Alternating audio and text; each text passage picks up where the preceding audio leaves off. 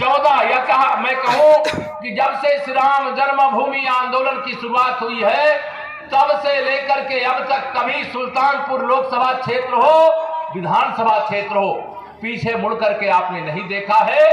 आप सबको मैं यह निवेदन करना चाहता हूं, आप सब 2022 के चुनाव में यह इसौली विधानसभा ऐतिहासिक सीट है और इस सीट पे कमल पिछली बार खिलता, वैसे हमने कोई भेदभाव किए बगैर जैसे जहां भाजपा का कमल खिला था उसका भी विकास किया है और यहां के विधायक के माध्यम से कभी एक भी मांग किए बगैर हमने इसौली विधानसभा क्षेत्र में, चाहे ओम प्रकाश पांडे बजरंगी जी हो, चाहे पूर्व मंत्री जी हो, चाहे मंच पर बैठे अन्य सभी वरिष्ठ नेता हो, जो भी बताया है वह काम यहां पर हम लोगों ने करने का काम किया है और उसका लाभ आप सब लोगों को मिला है।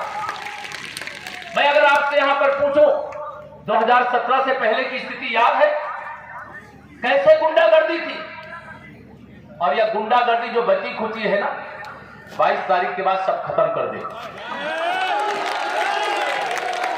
22 तो नहीं, आपके यहां 27 मतदान, मुझे 22 याद आ रहा है, 22 की कल सभा, 27 के बाद मतदान हो जाने दो और 10 मार्च को फिर से भारतीय जनता पार्टी का कमल उत्तर प्रदेश में खिल गया है।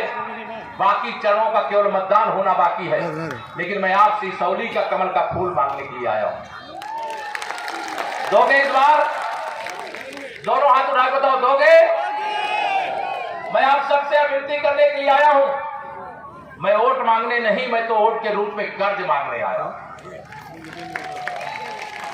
आप कमल का फूल खिला दो इस विधानसभा में, सुल्तानपुर में कमल खिला दो, ब्याज के साथ चाहे दिल्ली के खजाने से लाना पड़ेगा और चाहे लखनऊ के खजाने से लाना पड़ेगा, इसौली सहित पूरे सुल्तानपुर को चमकाने के लिए मैं स्वयं प्रयास करके आपके जीवन में खुशियां लाने का प्रयास करूंगा। भारतीय जनता पार्टी की सरकार 19 मार्च 2017 को आदरणीय योगी आदित्यनाथ जी के नेतृत्व में शपथ लिया और शपथ लेने के बाद लगातार आप सब जानते हैं कितना काम हुआ है। याद करिए 2017 में भाजपा की सरकार आने से पहले कितने घंटे बिजली आती थी? याद है कि नहीं याद है? आपको मैं ये इसलिए याद दिला रहा हूं कि जब ज्यादा बिजली आने लगती है तो पीछे वाली बात लोग भूल जाते हैं। पहले समाचार ये होता था कि बिजली आती नहीं और आज समाचार यह आता है कि बिजली जाती नहीं।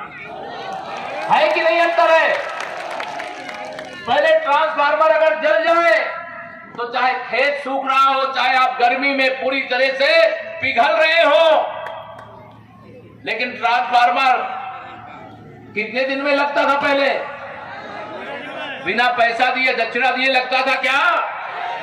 लेकिन जब से आपने कमल खिलाने का काम किया, आपने खिलाया है, थोड़ा सा बकाया रह गया तो इस बार अदा कर दो आप।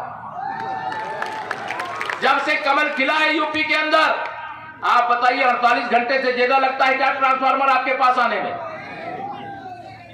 लो वोल्टेज रहता है क्या? बताओ, नहीं रहता है क्या?